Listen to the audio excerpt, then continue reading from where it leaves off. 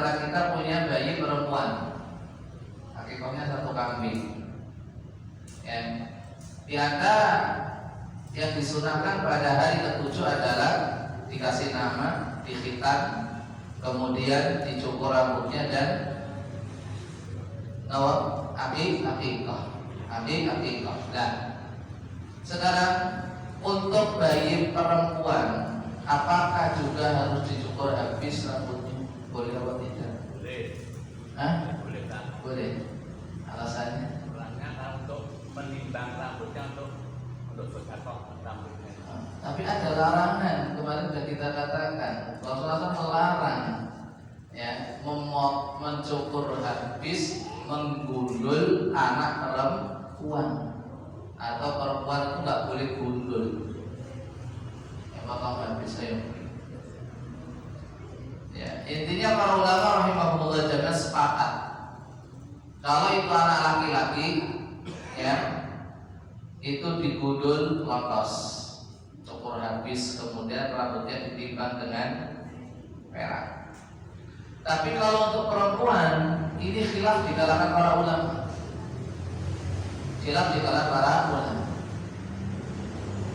Ya, jumhur ulama membolehkan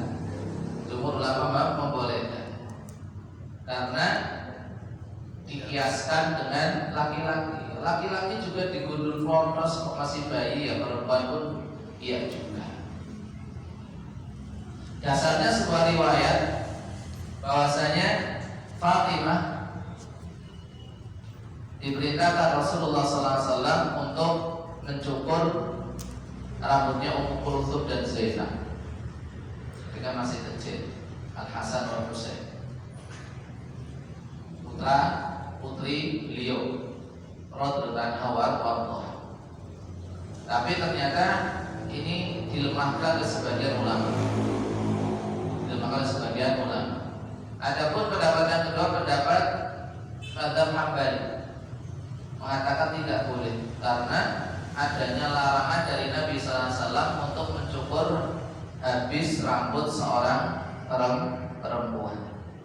Ya, itu perbedaan pendapat. Dan para ulama rahimahumullah jami'an atau sebagian ulama rahimahumullah jami'an wa hafizahum ajma'in itu cenderung kepada pendapat yang terakhir, pendapat yang kedua, yaitu tidak boleh karena adanya larangan. Tapi kalau mengambil yang boleh, monggo tidak jadi masalah. Ya. Kita kemarin di hadis nomor 731. Kita mengulangi nggak apa-apa untuk membacakan hadisnya. Yaitu sebuah hadis yang berasal Imam Bukhari nomor 83 dan nomor 1736,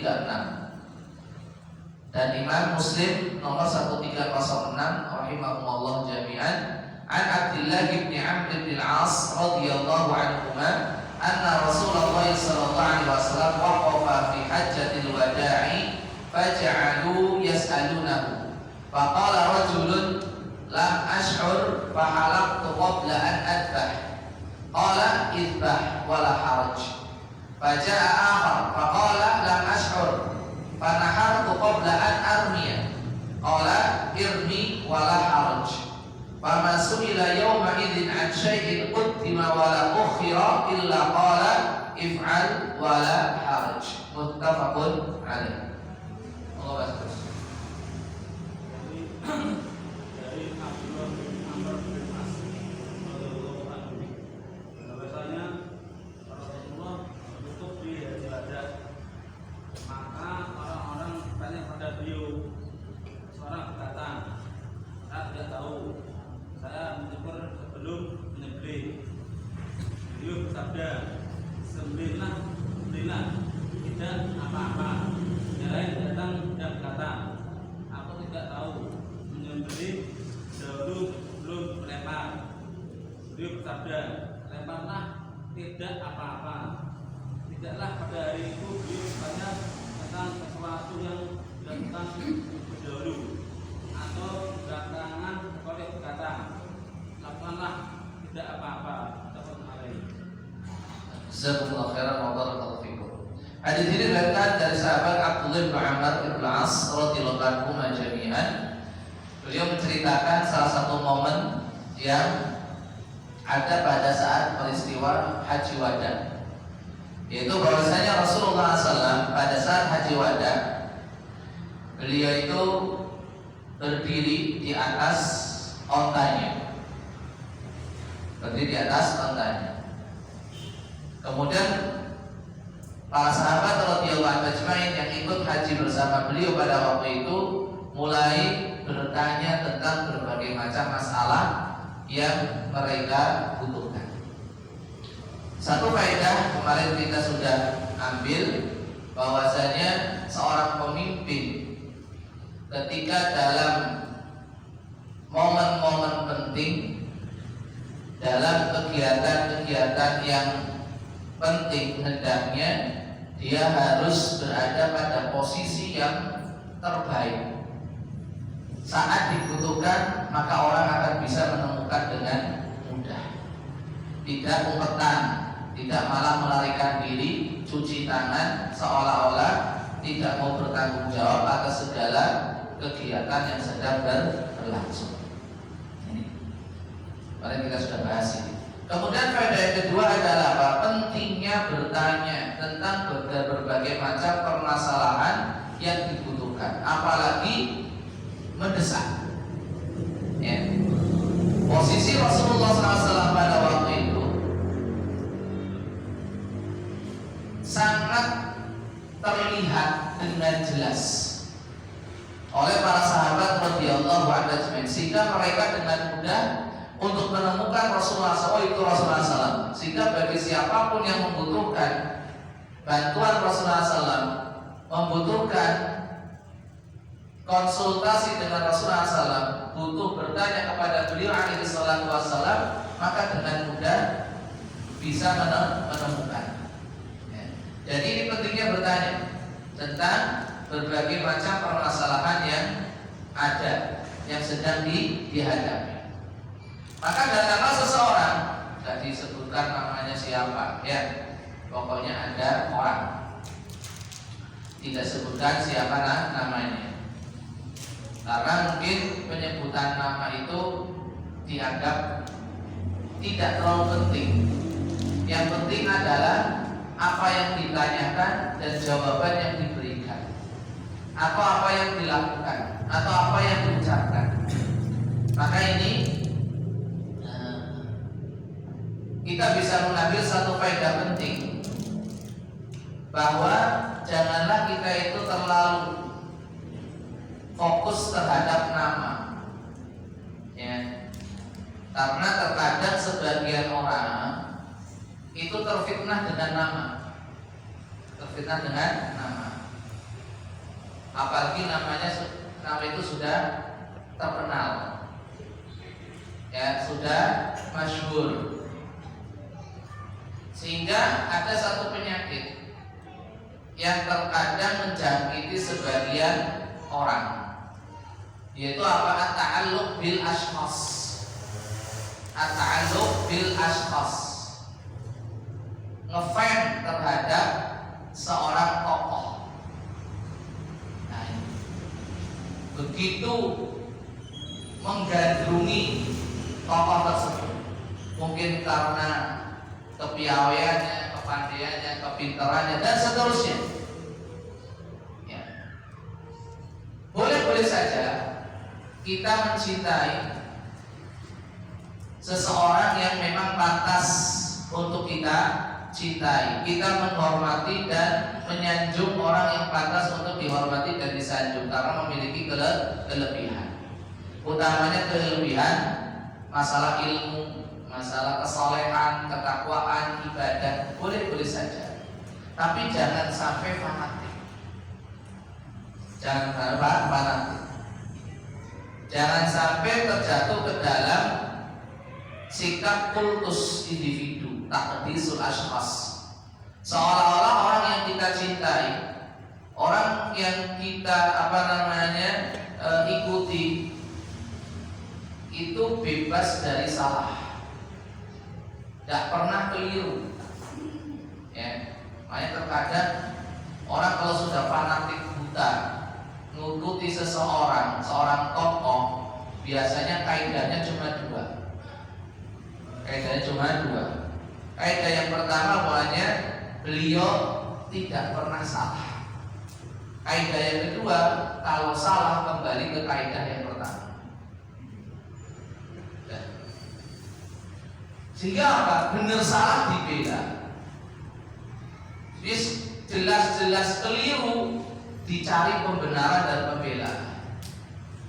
Nah, ini yang akhir-akhir ini terjadi. Dan ini terjadi. Betapa seseorang itu mengidolakan seorang tokoh. Ketika yang bersangkutan itu berbuat kesalahan, kita gak terima kalau disalahkan.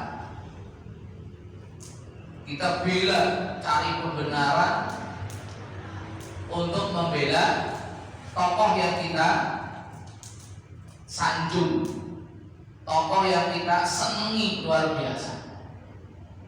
Padahal jelas-jelas keliru, jelas-jelas salah. Ini bahaya yang seperti makanya kita tidak diperbolehkan untuk mengikuti secara totalitas kepada siapapun kecuali kepada Rasulullah SAW. Adapun yang lain itu nggak ada yang maksud, mesti ada kelirunya, mesti ada salah. Sebetulnya penak kalau orang salah diingetin, ya, dinasehatin, kemudian dikasih hujah, sudah dikasih dalil, sudah tunduk kepada kebenaran. Ya, saya salah, mohon maaf, menarik apa yang sudah ditulis, menarik apa yang sudah disampaikan, yang sudah diucapkan, minta maaf, kemudian siap untuk memperbaiki diri dan tidak mengulangi lagi. Selesai masalah. Tapi terkadang kesombongan, arogansi, ya, yang menjangkiti sebagian orang karena memang merasa lebih pintar, lebih berilmu, lebih terkenal, lebih banyak pengikutnya, lebih tua usianya, lebih lama ngajinya, lebih pandai bahasa Arabnya, lebih hafal Al-Qur'annya, dan seterusnya pokoknya. Sehingga kadang justru malah melecehkan dan menghina orang yang mengingatkan dan juga menasihati. Bukannya mengakui kesalahannya, kemudian meminta maaf dan siap untuk memperbaiki diri dan untuk tidak mengulangi lagi, malah mencari pembelaan dan mencari pembenaran. Inilah hakikat kesombongan. Yang namanya sombong itu batarul haqqi wa ghamdun nas, menolak kebenaran dan menghina orang. Ya, menolak kebenaran dan menghina orang, gak mau menerima kebenaran dan justru malah melecehkan, merendahkan orang yang menyampaikan kebenaran itu kepada dirinya. Waliyadzubillah. Makanya di sini dari sebutan siapa namanya? Gak perlu nama, karena terkadang orang itu kalau disebut nama terfitnah. Oleh karena itu, kadang satu amalan, ya, satu kesalahan yang melakukan dua orang, tapi karena beda nama, maka pelakunya pun berbeda. Ya. Makanya kalau namanya ini kadang angel, ya angel, namanya ini, wis apa-apa digampang. Ini kadang seperti itu. Kok belum sih nama? Jenenge sapa? Oh fulan, oh ya wis. Jenenge sapa? Fulan ora sah. Karena itu kadang kita lebih melihat apa? Nama. Lihat kan? Nah, jenengan mawon nyuwun sewu. Ajeng tumbas nopo mesti digoleki jeneng itu. Gimana? Nah, misalnya pun tumbas HP. Apa asal HP? Wis pokoknya orang Samsung orang Apple ora, anu gitu. Nah, itu kita ada perfitan dengan nama, dengan merek. Nah, dengan merek itu kan nama kan gitu kan? Gitu. Pokoknya orang Oppo iki ora, nah itu. Kadang memang nama itu membuat fitnah. Maka di sini disebut itu. Laki-laki tadi mengatakan, "Lam ashur fahalaqtu qabla an adbah." Aku tidak tahu, maka aku mencukur rambutku terlebih dahulu sebelum aku menyembelih. Maka Nabi sallallahu alaihi wasallam menjawab, "Idbah wal harju sudah." Ya. Sekarang sembelih, tidak apa-apa. Sudah terlanjur, sudah nyukur bulu. Ya sudah sekarang sembelih. Artinya itu untuk ibah untuk membolehkan. Kemudian datang lagi sahabat yang lain, dan ini rata-rata adalah orang-orang Arab Badui. Orang-orang Arab Badui yang mereka jarang sekali berinteraksi dengan Rasulullah SAW karena hidup jauh di pedalaman. Ya. Berkata lagi, lam ashkur fanahartu qabla an armiyah. Aku tidak tahu, tadi saya itu nyembelih dulu sebelum lempar jumroh. Maka Nabi SAW bersabda, irmi walah, udah sekarang lempar jumroh, nggak apa-apa. Fama su'ila yawma idin an syai'in quddima wala ukhir illa qala if'al wala haraj. Maka pada hari itu tidaklah beliau ditanya tentang sesuatu yang diawalkan atau yang diakhirkan, kecuali beliau mengatakan if'al wala haraj. Lakukan, semua itu boleh. Mau didahulukan yang ini boleh, mau didahulukan yang itu boleh, terserah. Makanya dari hadis ini, Bapak Ibu hadirin hadirat rahimani Allah wa jami'an, ada sebagian ulama yang menulis kitab khusus yang diberi judul if'al wala haraj. If'al wala haraj, lakukan, enggak apa-apa. Itu tidak apa-apa. Dari dialog Rasulullah SAW dengan para sahabat radhiyallahu anhum ajma'in di haji wada ini ada beberapa faedah yang bisa kita ambil.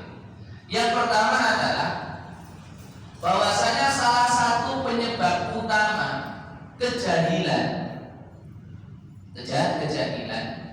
yang menimpa diri seseorang adalah kurangnya berinteraksi dengan ahli ilmu, minimnya hadir di majelis ilmu. Makanya kita lihat ya,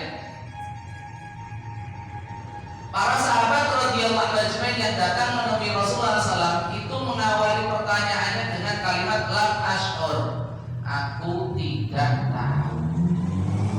Aku tidak tahu. Makanya tidak ada obat yang paling mujarab untuk mengobati penyakit jahil kecuali ilmu belajar. Seorang penyair mengatakan al-jahlu da'un qatilun wa shifa'uhu amrani fit tarkibi yattafiqani. Al-jahlu utawi kebodohan iku da'un penyakit qatilun yang mematikan. Kebodohan itu adalah penyakit yang sangat mematikan. Wa shifa'uhu lan utawi ombate kebodohan iku amrani ana rong perkara. Resepnya itu untuk menghilangkan penyakit jahil itu ada dua. Fit tarkibi yattafiqani, yang mana kedua-duanya ini harus dipasangkan terus, tidak boleh dipisah. Harus digabungkan terus, tidak boleh dipisah. Nasun min kitabin aw min sunnatin. Dua perkara ini adalah nas dari Al-Quran dan Sunnah. Dalil dari Al-Quran dan Sunnah, itu resepnya. Itu resepnya, resep untuk menghilangkan penyakit kejahilan. Tapi ingat, dua resep ini, dua obat ini harus diresepkan oleh seorang dokter yang ahli, nggak sembarangan. Ya, memang kadang obatnya benar, tapi kalau penentuan dosisnya keliru, bukannya menyembuhkan dengan izin Allah Subhanahu wa taala, tapi justru sebaliknya membahayakan nyawa pasiennya dengan izin Allah Subhanahu wa taala, maka terjadi malpraktek. Betul mungkin obatnya, tapi karena apa? Penentuan dosisnya, takarannya itu dibuat bukan oleh seorang yang ahli, maka akan membahayakan. Maka dilanjutkan nasun min kitabin aw min sunnatin wa tabibu alimur rabbani. Tabibnya, dokternya itu betul-betul seorang alim yang rabbani, yaitu para sahabat Nabi alaihi salatu wassalam radhiyallahu anhum. para tabi'in, para atba'ut tabi'in rahimahumullah jami'an, dan para ulama yang mengikuti mereka dengan kebaikan. Makanya kenapa kita itu begitu getol untuk poin yang ketiga. Memang semua orang mengatakan ayo kembali kepada Al-Quran dan Sunnah, ayo kembali kepada Al-Quran dan Sunnah. Cuma sekarang itu obat yang membuat resep siapa? Yang meramu siapa? Meramu obat itu biar menjadi obat untuk penyakit kejahilan. Nek dokternya itu asal-asalan, yo malah justru membahayakan, bukan memberikan kemanfaatan. Makanya ditambah Alkitab wa Sunnah ala fahmi salafil ummah. Kembali kepada Al-Quran dan Sunnah sesuai dengan pemahaman ulama salaf, para sahabat radhiyallahu anhum, tabi'in, atba'ut tabi'in, dan orang-orang yang mengikuti mereka dengan baik rahimahumullahu jami'an. Itu penting. Karena betapa banyak orang yang kembali kepada Al-Quran dan Sunnah tapi salah jalan, jalannya salah, keliru. Ya, makanya ini salah satu penyebab orang itu tidak tahu, ya, mengidap penyakit jahil adalah jauhnya orang tersebut dari sumber-sumber ilmu, baik itu dari ulamanya atau dari majlis-majlis ilmu. Seperti yang mengenai kepada kaum Arab Badui, mereka jauh hidupnya itu, ya, dari kota Madinah, jarang ketemu sama Nabi SAW. Ya, tapi semangat mereka untuk belajar ada, cuma jaraknya jauh. Oleh sebab itu tidak sedikit di antara mereka itu terkadang memutus beberapa orang untuk datang ke kota Madinah, tinggal beberapa hari lamanya untuk belajar Islam. Setelah mereka pintar, mereka punya ilmu, balik lagi ke kampungnya untuk ngajarin masyarakatnya, gitu loh. Ya, kayak orang ikuti diklat, ya, pelatihan, daurah, gitu kan. Itu para sahabat yang hidup di pedalaman kayak gitu. Makanya alhamdulillah kita hidup di satu lingkungan di mana kalau kita ingin ngaji was tinggal pilih. Kita kalau ahad boleh nanti Mas Agus. Tiga dari milih nanti, gitu loh. Kok di ahad ada berapa? Senin hampir setiap hari itu ada kajian, masya Allah. Tinggal kita itu dari sempat apa orang, belum apa orang atau ikut tak, gitu kan? Tapi yang penting adalah siji istiqomah itu, masya Allah. Ya, daripada menclok sana menclok sini orang yang tahu apa-apa, yang penting siji istiqomah, masya Allah. Ya, penting. Jadi sekali lagi ini merupakan nikmat dari Allah Subhanahu Wa Taala yang patut untuk kita syukur. Kemudian faedah berikutnya adalah bahwasanya yang namanya kebodohan, ketidaktahuan itu sebagai uzur, alasan, ya, alasan seseorang itu untuk dimaklumi dan dimaafkan, tidak mendapatkan konsekuensi dari apa yang dilakukan. Makanya ada istilah al-udhru bil jahli. Al-udhru bil jahli.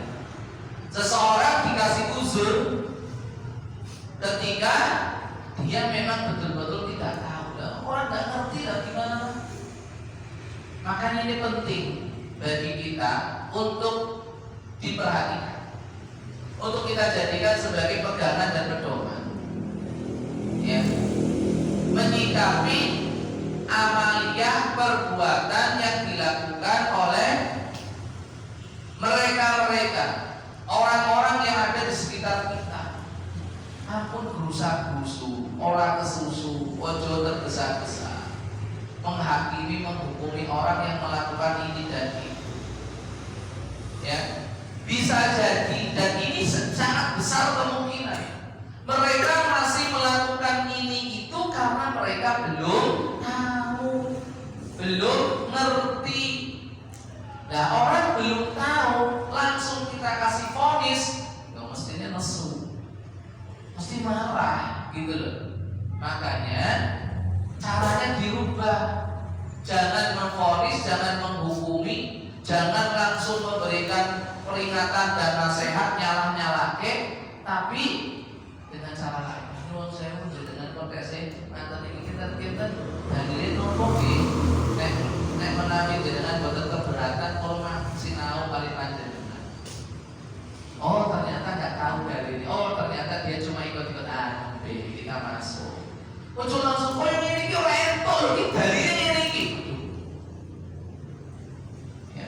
Karena bisa jadi dia punya dalil juga. Cuma dalilnya mungkin keliru, dalilnya salah atau salah paham kan gitu kan ini loh. Jadi sekali lagi kita itu mensikapi orang-orang yang mungkin ya masih melakukan amaliyah begini dan begitu sudah anggap mereka itu belum. Dan inilah yang diajarkan Nabi Sallallahu Alaihi Wasallam saat beliau itu dicaci, dimaki, dihina, difitnah, direndahkan, bahkan beliau itu disakiti, dizalimi. Beliau banyak Allahumma firli qaumi fa innahum la ya'lamun. Penting ini. Allahumma firli Allah ampunilah li qaumi kaumku ini. Kenapa? Fa innahum la ya'lamun karena mereka belum ngerti, belum tahu, belum punya ilmu. Nah, ini loh. Makanya jangan suka memukul tapi merangkul. Dakwah itu merangkul bukan memukul. Dakwah itu mengajak bukan menginjak. Ya, gitu loh. Makanya harus kita itu hindarilah kata-kata yang menyerang ataupun yang terkesan itu menyebutkan, menyalahkan, ya, menyalahkan. Ini penting. Karena memang betapa banyak ya orang-orang itu yang beragama itu hanya ikut-ikutan. Karena jalur keturunan, jalur warisan, adat kebiasaan, ini orang ngerti dalilnya bablas. Nah orang-orang kayak gini harusnya kita rangkul, kita kasih tahu, kita nasihat dengan cara-cara yang enak untuk didengar. Bukan seneng ikut nyalah-nyalah. Nah, itu ini penting. Ya, lam ashur ini diulangi ya. Saya nggak tahu. Rasulullah SAW ketika orang itu sudah mengatakan saya nggak tahu, dia langsung memang ya sudah apa itu loh. Tapi baru putus sinau. Jangan orang itu betah dengan kebodohan. Mending orang ngaji. Dan apa? Konek ngaji ngerti iki halal, iki haram, iki entuk, iki ora entuk, dadine ora bebas. Jadi orang ngerti sisa. Enak. Orang enak hukum. Betul nggak kena hukum. Jenengan nggak dosa ketika melakukan sesuatu sementara jenengan nggak tahu, tapi dosa jenengan terbesar adalah tidak mau belajar. Nah, itu. Jadi Allah akan menghukum orang tersebut bukan karena ketidaktahuannya, karena dia masih belum tahu, masih belum punya ilmu sehingga banyak melakukan kesalahan ini dan itu. Bukan karena itu Allah menghukum atau menyiksa, memberikan balasan. Akan tetapi Allah akan menyiksanya gara-gara dia berpaling dari kebenaran, tidak mau belajar, ragelem sinau padahal punya waktu, punya kesempatan, ya, dan ada tempat untuk belajar. Ini loh. Memang dia nggak akan dihukum karena kesalahannya, karena dia nggak tahu, tapi dia dihukum karena dosanya tidak mau belajar. Padahal ada kesempatan, ada waktu. Ini Bapak Ibu hadirin rahimani Allah yang jami'an. Jadi sekali lagi al jahlu ya, ketidaktahuan itu termasuk uzur. Seseorang itu tidak bisa dihukumi karena nggak ngerti. Orang ngerti itu udah diajari. Ojo malah dihakimi. Gitu loh. Jangan malah disalah-salahkan. Orang ngerti loh, nggak tahu, betul saya itu nggak tahu. Ya harus dia diajari, jangan dia jangan malah jangan salah gitu. Nah ini juga kadang mengenai sebagian orang, sebagian anak, ya. Anak itu sampai bencinya setengah mati kepada gurunya gara-gara itu. Oh, ngerti kok malah di GBLK gunung guru. Bocah kan kita ngerti lah model bablas. Orang ngerti kudu dibimbing, diarahkan, dituntun dengan sabar, dikasih ngerti kan gitu kan. Kok malah di kuyo-kuyo dibully habis, masya Allah. Malah ditertawain, masya Allah. Itu kadang salah pendidikan. Nah, salah dididik. Gitu. Makanya kita harus sayang, ya, harus perhatian kepada orang-orang yang memang belum ngerti, belum tahu. Kemudian pada yang berikutnya, Bapak Ibu hadirin hadirat rahimani Allah wa iyyakum jami'an. Hadis atas menunjukkan bahwa hukum asal dalam melaksanakan semua ibadah, termasuk ibadah haji, adalah dengan mengikuti apa yang diajarkan dan dicontohkan oleh Nabi alaihi salatu wasallam. Ini karena Rasulullah SAW kaitan dengan ibadah haji mengatakan apa? Lita'khudhu manasikakum fa inni la adri la'alli la ahujju ba'da hajjati hadhihi. Dalam riwayat Imam Muslim rahimahullah taala nomor 1297. 1297. Rasulullah SAW bersabda saat haji wada, lita'khudhu manasikakum, hendaknya kalian itu mengikuti tata cara aku melaksanakan ibadah haji. Ya. Hendaknya kalian itu mengikuti tata cara bagaimana aku melaksanakan ibadah haji. Makanya beliau alaihi wasallam melakukannya itu di hadapan banyak orang secara jelas dan tegas sehingga semua orang bisa melihatnya dengan mudah. Kenapa? Fa inni la adri la'alli la ahujju ba'da hajjati hadhihi. Karena bisa jadi setelah tahun ini aku tidak bisa lagi melaksanakan ibadah haji bersama kalian. Betul. Ya. Beliau kondur saking ibadah haji Rabiul Awal beliau meninggal dunia. Ya. Makanya sekali lagi untuk masalah ibadah haji harus mengikuti tata cara hajinya Rasulullah Sallallahu Alaihi Wasallam, baik ucapannya, baik perbuatannya, di mana Rasulullah Sallallahu Alaihi Wasallam itu wukuf, bagaimana Rasulullah SAW lempar jumroh, bagaimana Rasulullah SAW itu mabit di Mina, Musdalifah dan seterusnya. Karena semuanya itu sudah dijelaskan secara gamblang oleh para sahabat radhiyallahu anhum yang ikut haji bersama beliau alaihi salatu wassalam. Gak ada alasan untuk tidak belajar. Gak ada alasan dengan mengatakan saya tidak tahu. Makanya hendaknya mempelajari manasik haji. Makanya Rasulullah SAW, makanya Imam Nawawi rahimahullah taala dalam Sahih Muslimnya ketika menjelaskan hadis yang tadi kita baca, hadzal haditsu aslun 'azimun fi manasikil hajj. Hadis ini merupakan dasar yang kuat dalam pelaksanaan ibadah haji. Kenapa saya katakan seperti ini? Untuk masalah haji dan umrah, Rasulullah SAW sudah menjelaskannya, sudah mencontohkannya, ya, sudah memberikan contoh kepada kita dengan jelas bagaimana melaksanakan haji dan umrah. Makanya kita berusaha untuk melaksanakan ibadah tersebut sesuai dengan apa yang Rasulullah SAW contohkan. Sekali lagi, kenapa kita tekankan hal ini? Nyuwun sewu. Karena mulai muncul bibit-bibit di kalangan kaum muslimin yang suka mengambil rukhsah, rukhsah. Bahkan yang gak rukhsah saja diambil. Contoh, haji atau umrah tanpa mahram bagi seorang wanita. Padahal sudah jelas sekali hadis-hadis dari Nabi SAW larangan seorang wanita safar tanpa mahram.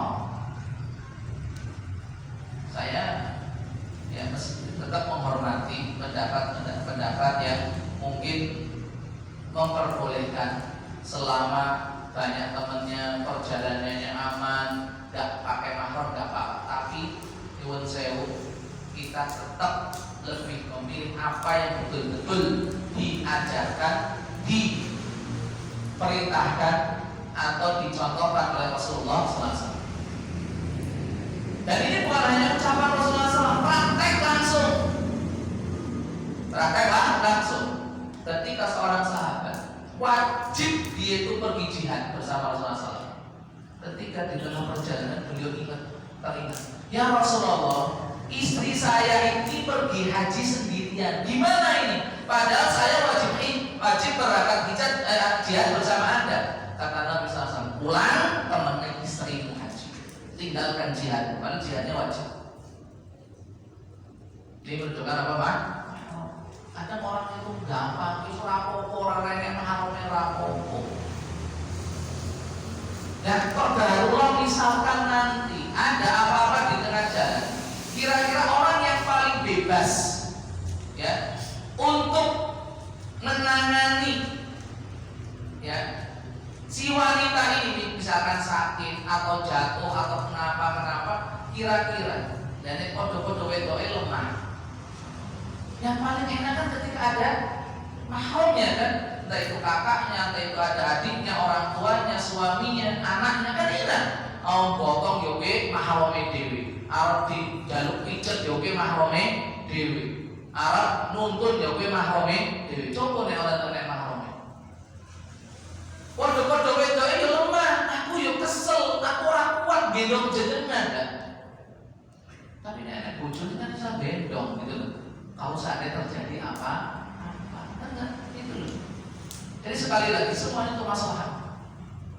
Demikian juga orang pakai mikot, pakai jedah.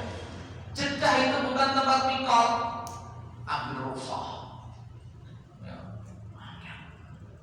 Jadi sekali lagi banyak orang yang sangat bermudah-mudahan dalam urusan haji dan umrah. Ya, ini mulai muncul. Apalagi kalau yang bisnis oriented sudah, yang penting bisa berangkat terus. Aku pingin daftarnya aku rene mahram ya ora apa-apa, kene tak mahram sisa. Gitu. Ini gimana harus ora apa-apa gitu. Dengan alasan enggak apa ini rusak. Agama itu kan mudah. Betul, agama itu mudah. Ini kok jomblo dari dolanan, jangan untuk dipermainkan sekali lagi, ya. Karena hukum asal itu apa? Al-azimah. Hukum asal kita itu melakukan hukum yang ada.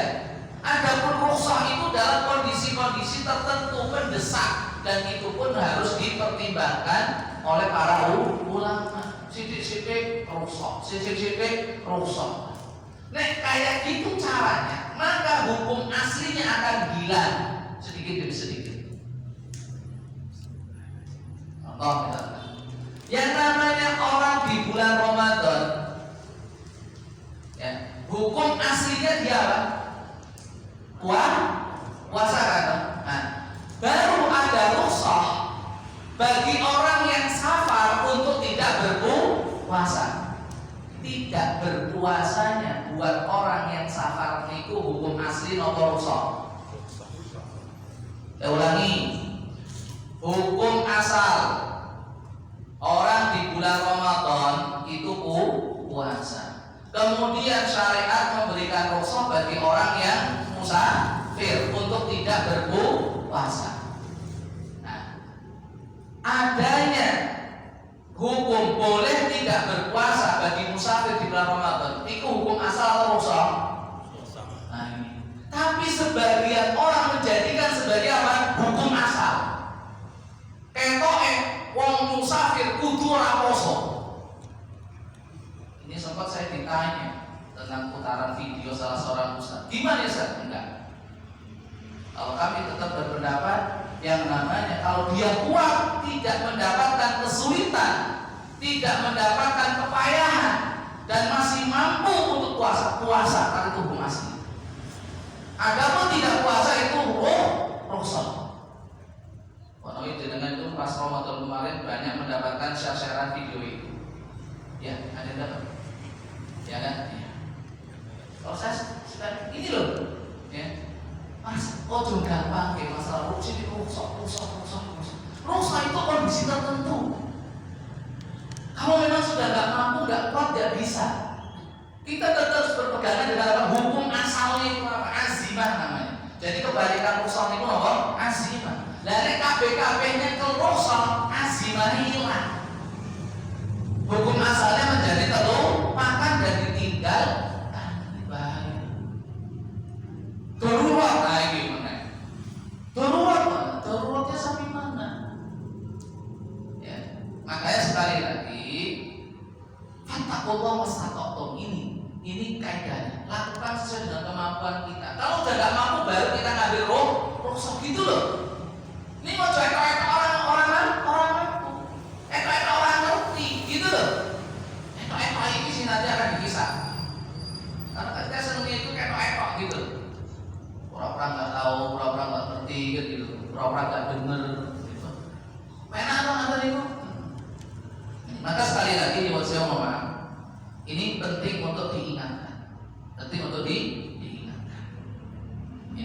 Karena nanti akan ada selain itu ya, yang azimat akan ditinggalkan, lambat laun akan dilupakan. Yang kedua, akan ada pesan bahwasanya hukum-hukum Islam itu pada dasarnya berat dan menyusahkan. Sehingga banyak orang yang memilih hal-hal yang rusak, mengambil keringanan. Ya enggak?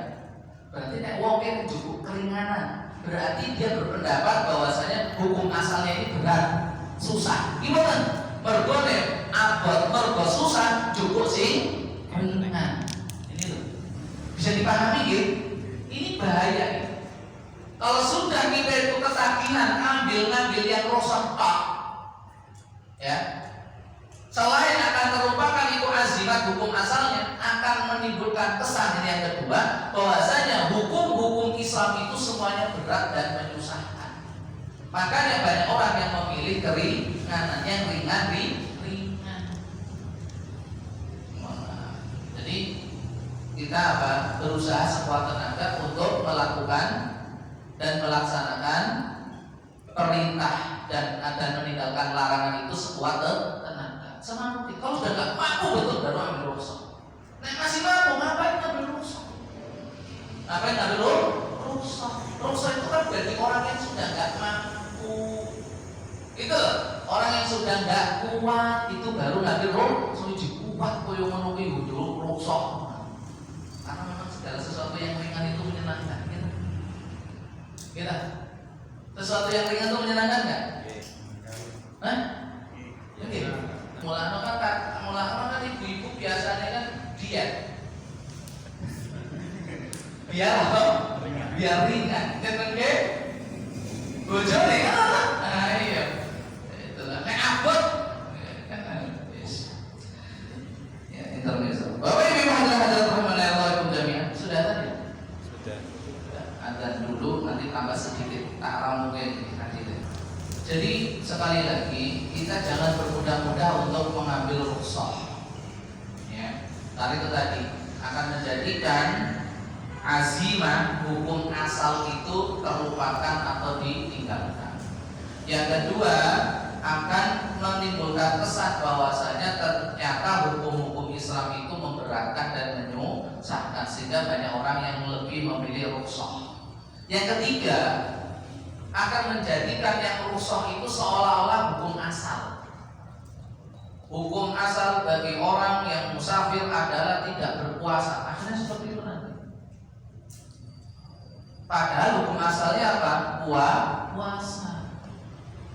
Hukum asal bagi seorang wanita adalah bolehnya bepergian tanpa mahram. Ini. Hukum asal bagi ini adalah padahal itu semuanya rukhsah. Akhirnya berbalik. Ya. Berganti posisi, yang rukhsah menjadi azimah, menjadi hukum asal, yang azimah malah dikatakan suatu yang aneh. Maksud kau yang orang itu, ini hukum asal saja ini. Cuma masalahnya orang-orang itu wis kulino cukup rusak, sehingga ketika ada orang mengambil azimah hukum asal yang menjadi aneh, orang kaget lah, gitu. Ya. Kemudian mungkin ada alasan. Nah itu Rasulullah SAW menyatakan di akhir hadis, if'al wala haraj, lakukan, nggak ada dosa bagi kalian. Ingat, kapan Rasulullah SAW melakukan bersabda ini? Apakah sejak awal beliau melaksanakan ibadah haji? Saat beliau berangkat dari kota Madinah, berkata kepada para sahabatnya, wahai para sahabatku, if'alu wala haraj, lakukanlah sah mau kalian sesuai dengan kehendak hati kalian dan kalian tidak dapat dosa. Apakah dari awal perjalanan haji beliau alaihi salatu wasallam sampai akhir kalimat ini berlaku? Saya ulangi, apakah sabda Rasulullah SAW if'al wala haraj ini berlaku sepanjang perjalanan ibadah haji dari awal sampai akhir? Tidak. Cuma pada saat hari raya Idul Adha saja, ketika orang datang, saya nggak tahu saya menyembelih binatang, saya nggak tahu saya nyukur dulu, saya nggak tahu saya lempar jumrah dulu, Rasulullah berarti if'al wala haraj. Itu hanya masalah ini saja. Apa yang menjadi amaliyah para jamaah haji di tanggal 10 Dzulhijjah tidak berlaku untuk semua ibadah, tidak berlaku untuk semua amaliyah haji dan umroh. Ada nyuwun sewu ini dilebarkan maknanya ke kasus-kasus yang lain, ibadah-ibadah yang lain. Tolong dipahami, karena seringkali orang menjadikan sabda Nabi SAW yang terakhir ini di dalam hadis yang kita baca sebagai kaidah. If'al, lakukan wala haraj, gak ada dosa. Sekalian ini rusak nanti syariat. Melakukan ibadah saat karpe di saat maunya sendiri, gak ada dosa bagi kalian. Ingat, ini kasusnya adalah ada orang nggak tahu melakukan ini dulu, yang lain melakukan yang ini dulu, yang lain melakukan ini dulu. Rasulullah menjawabnya apa? Semuanya lakukan, tidak ada dosa bagi. Itu hanya kasus ketika tanggal 10 Dzulhijjah. Kalau dipahami. Makanya kembali kepada faedah yang tadi kita sampaikan, bahwa pada dasarnya dalam melaksanakan ibadah haji dan juga ibadah-ibadah yang lain, kita hanya mengikuti dan mencontoh apa yang dilakukan oleh Nabi SAW. Gitu. Kemudian faedah berikutnya, penjelasan tentang amaliyah ibadah haji di tanggal 10 Dzulhijjah. Ada 4 amalan. Yang pertama adalah melempar jumrah Aqabah, melempar jumrah Aqabah. Yang kedua adalah menyembelih binatang korban. Yang ketiga adalah mencukur rambut atau tahallul, dan yang keempat adalah tawaf ifadah, tawaf haji, tawaf ifadah. Nah, kembali kepada faedah yang sebelumnya, untuk mengamalkan, untuk melakukan amaliyah ibadah haji, dasarnya apa? Dasarnya apa? Mengikuti, mencontoh apa yang dilakukan oleh Nabi SAW. Maka kalau kita ingin mencontoh apa yang dilakukan Rasulullah SAW pada tanggal 10 Dzulhijjah, adalah pertama kali yang harus dilakukan. Ini contoh dari Nabi adalah melempar jumrah Aqabah. Seperti tadi yang saya urutkan, melempar jumrah Aqabah dulu, selesai baru apa? Nyembelih binatang korban. Rampung, baru cukur rambut. Sudah selesai cukur rambut, tahallul, cukur rambut, baru tawaf ifadah. Itu urutan yang sesuai dengan apa yang Nabi lakukan. Saya ulangi, lempar jumrah Aqabah, nyembelih, cukur rambut, baru tawaf ifadah. Dan ini dijelaskan dalam hadis Anas bin Malik radhiyallahu anhu warḍah.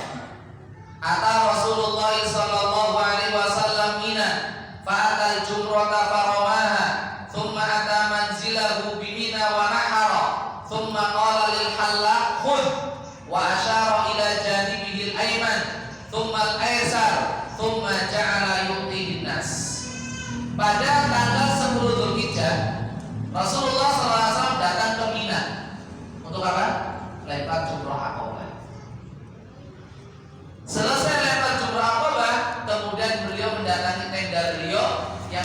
Mina, lalu beliau menyembelih binatang korban. Selesai menyembelih binatang korbannya, beliau langsung memanggil tukang cukurnya, "Khud, cukurlah rambutku." Beliau mengatakan yang kanan dulu baru kiri, habisin. Jadi sunahnya cukur rambut itu kanan, sebelah kanan, kemudian baru sebelah kiri. Setelah itu rambutnya beliau kumpulkan lalu dibagi-bagi kepada para sahabat untuk ambil taroah. Para sahabat itu rebutan rambutnya Rasulullah SAW untuk dialah barokah. Boleh, itu hanya khusus untuk Rasulullah SAW. Kemudian karena hukum asalnya harus mengikuti Rasulullah SAW, mulainya apa tadi? Lewat jumlah apa?